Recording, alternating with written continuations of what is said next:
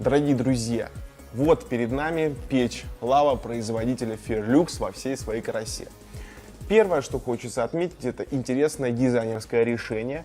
Это красивый узор. Он не навязчивый, но узор присутствует. И это действительно очень здорово. Он присутствует как по бокам печи, так и вот на фронтальной, ее, так сказать, фасадной части. Что мы еще можем с вами видеть? Во-первых, печь выполнена вся из чугуна, причем не простого, а высокопрочного сфероидного чугуна. Мы также можем видеть обзорное витрокерамическое стекло, которое сделано в Японии. Также мы можем с вами наблюдать очень мощные, хорошие, добротные ручки, которые выполнены из очень толстой стали. Это значит, что эти ручки не отломаются со времени, и, соответственно, очень здорово это сделано. Также мы можем видеть, что дизайн печи все-таки с уклоном в винтаж сделан. Сейчас это достаточно модно, и многие люди этим интересуются.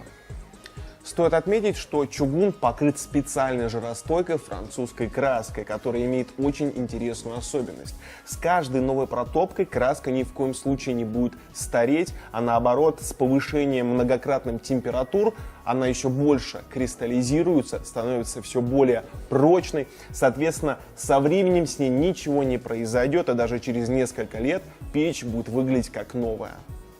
На фронтальной части также, кроме всего прочего, мы можем увидеть вот такой специальный контроллер, который позволяет регулировать воздух на первичное горение. Он выполнен в такой круглой форме. Как раз таки вот это и есть те винтажные элементы, которые нам намекают под старину. Именно ранее, 60-70 лет тому назад, как раз таки все вот регуляторы, они были очень простенькие, но были вот такой вот формы. Кроме этого, мы можем видеть с вами рычаг, который позволяет нам осуществлять функцию принудительный сброс золы. Это очень полезная функция. Кроме того, мы можем сверху с вами видеть тоже регулятор, который позволяет нам активировать, включать функцию чистое стекло. И этот регулятор непростой, он имеет еще дополнительный такой функционал в виде вот зажима, то есть мы можем фиксировать его для большей герметизации, то есть эта топка действительно печь очень является герметичной, и это очень важно, когда мы ее затопим. Это вы вместе с нами увидите. На задней стенке печи также у нас есть специальный рычажок, с помощью которого мы можем включать или выключать непосредственно подачу воздуха на вторичное так называемое горение. Только оно осуществляется уже не через низ, а через специальную двухступенчатую перфорированную пластину, которая у нас находится сразу под дефлектором. Для чего это нужно и как это работает? Воздух поступает у нас непосредственно с задней части печи, но стоит отметить, что задняя стенка печи, она внутри полая. И воздух, как раз таки, когда в нее внутрь попадает, он нагревается, и уже нагретым как раз таки из этой перфорированной пластины выходит.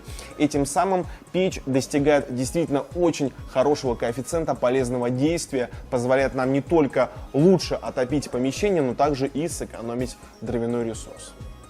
Также хочется отметить одно интересное функциональное решение в виде внешней шиберной задвижки, которая благодаря специальному пружинному механизму может устанавливаться в положение не только открыто или закрыто, но и на какие-то промежуточные показатели.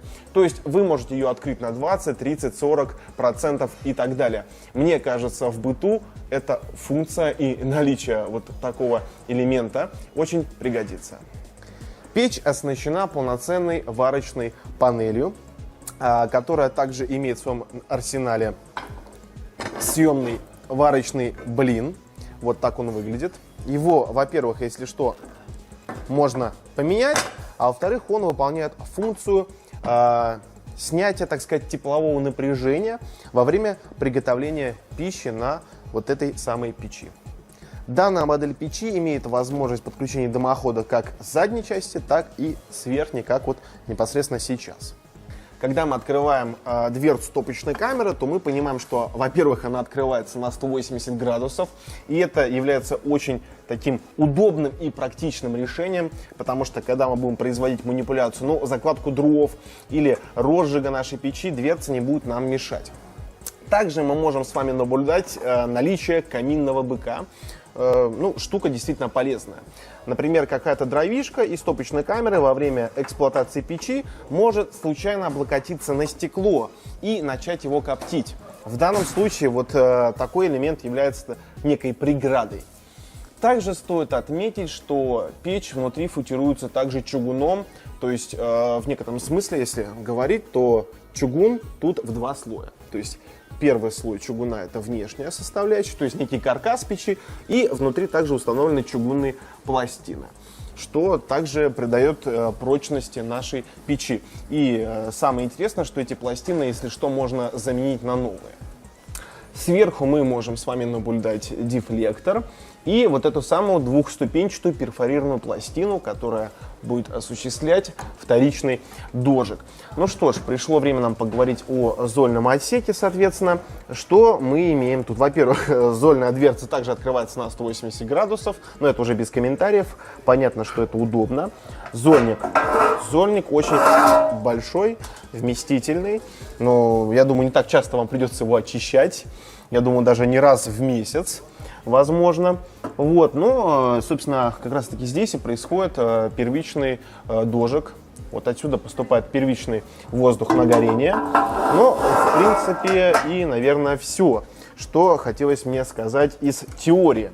Пришло время нам перейти к практическим элементам. И сейчас мы разожжем нашу сегодняшнюю печь лава производителя Fairlux.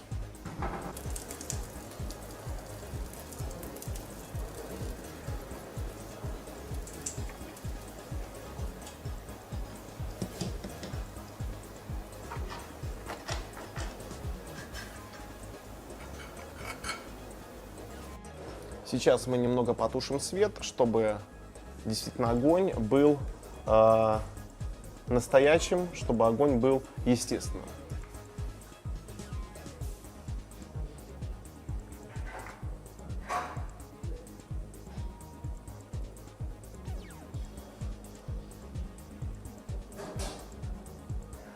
Итак, господа, сейчас мы попробуем перевести печь в режим длительного горения, в режим экономии дров. То есть в таком режиме наша печь может работать не 1, не 2, не 3 часа. И это мы сделаем следующим образом. Ну, господа, мы полностью потушили огонь фактически. Мы видим, что как раз таки на вот нашей многоступенчатой перфорированной пластины языки пламени есть. И сейчас печь находится в режиме максимальной экономии дровяного ресурса. Вот в таком вот режиме печь можно оставить и лечь спать, соответственно. И утром просто вот так вот открыть все задвижечки и подбросить новые дрова. Дорогие друзья, печь лава производителя Fairlux очень красиво горит у меня за спиной. И мы действительно рады, что сегодня получился хороший, добротный обзор, красивый и, я надеюсь, эффектный. Мы сегодня дотронулись до чего-то нового, и это не может не радовать. Большое спасибо, что вы нас продолжаете смотреть, смотрите нас и далее. Обязательно под этим видео оставляйте свои комментарии с вопросами, мы обязательно на них ответим. Ну что ж, с вами был Дмитрий, наш оператор Сергей. Не забывайте подписываться на наш канал и всем пока!